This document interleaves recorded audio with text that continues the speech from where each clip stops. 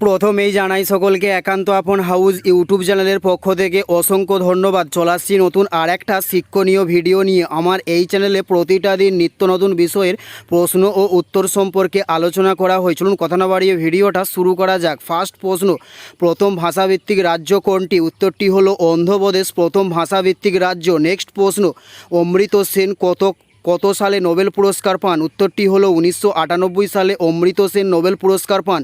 উত্তরটি হলো 1998 সালে অমৃত সেন নোবেল পুরস্কার পান। নেক্সট প্রশ্ন, কোন গভর্নর জেনারেল ভারতের ডাকটিকিট প্রচলন করেন? উত্তরটি হলো লর্ড ডালহৌসি গভর্নর জেনারেল প্রথম ভারতে ডাকটিকিট চালু করেন। নেক্সট প্রশ্ন, অর্থশাস্ত্র কে রচনা করেন? উত্তরটি হলো কৌটিল্য অর্থশাস্ত্র রচনা করে থাকেন।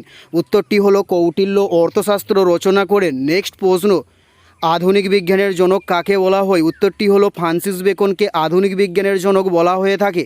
উত্তরটি হলো ফ্রান্সিস বেকনকে আধুনিক বিজ্ঞানের জনক বলা হয়ে থাকে। নেক্সট প্রশ্ন, শিলভদ্র কোন বিশ্ববিদ্যালয়ের অধ্যক্ষ ছিলেন? উত্তরটি হলো নালন্দা বিশ্ববিদ্যালয়ের অধ্যক্ষ ছিলেন শিলভদ্র। উত্তরটি হলো নালন্দা বিশ্ববিদ্যালয়ের।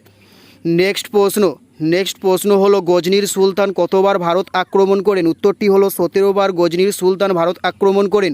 উত্তরটি হলো 17 বার। নেক্সট প্রশ্ন, পেশি অবসন্ন ক্লান্ত হয় কিসের ফলে? উত্তরটি হলো ল্যাকটিক অ্যাসিডের ফলে পেশি অবসন্ন ক্লান্ত হয়। উত্তরটি হলো ল্যাকটিক অ্যাসিড পেশি অবসন্ন ক্লান্ত হয়।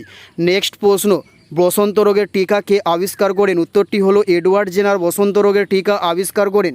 উত্তরটি হলো এডওয়ার্ড জেনার বসন্ত রোগের টিকা আবিষ্কার করেন। নেক্সট প্রশ্ন, সলবায়ের সন্ধি কবে হয়? উত্তরটি হলো 1782 খ্রিস্টাব্দে সলবায়ের সন্ধি স্বাক্ষরিত করা হয়।